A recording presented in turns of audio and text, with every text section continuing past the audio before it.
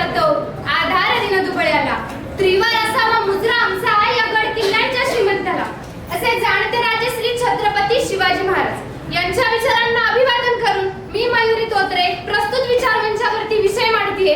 राज ही परिस्थिती महाराष्ट्राची. 350 वर्षांपूर्वी या महाराष्ट्राच्या भूमीला एक कर्तृत्ववान वीरपुत्र मिळाला. जशा पराक्रमानं, धाडसानं, शौर्यानं आणि जिद्दीनं होत्याचं नव्हतं आणि नव्हत्याचं होतं गेलं. आणि या महाराष्ट्राच्या भूमीमध्ये मराठ्यांचा भगवा झेंडा रोवला. अनेक स्वकीय आणि परकीय संतनी सत्ता या महाराष्ट्राच्या उरावर थया नाचत होत्या. स्त्रियांची अब्रूची अब्रू लुटली जात होती. अनेक बाईंच्या कुंकवाचा धनी मारला जात होता. गरिबांना कुणी कैवारी राहिला नव्हता. मोगलांच्या कैदेत लाखो मराठा सैन्य अन्याय सहन करत खितपत पडलं होतं. मोगलांचं तांडव माजलं होतं.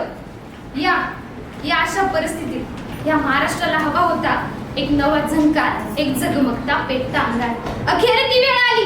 सह्याद्रीची गर्जना झाली आणि 19 फेब्रुवारी 1630 रोजी या सह्याद्रीच्या मावळ मार्गीत रयतेचा कैवारी श्री छत्रपती शिवरायांचा जन्म झाला.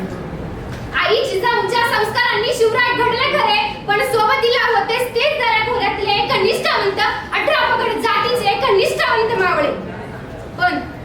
पण आज 350 वर्षानंतर या महाराष्ट्राच्या भूमीला श्री छत्रपती शिवरायांची गरज भासते.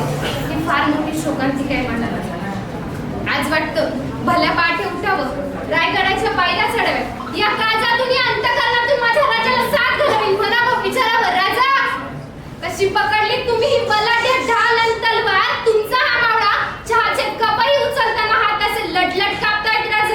राजा तुम्ही राज्यवेडे स्वराज्यवेडे भारावलेला होतात आणि तुमचा हा मावळा कशा दोन गर्लफ्रेंड मिरवतोय आणि पाण्याची तहान बघा राजा.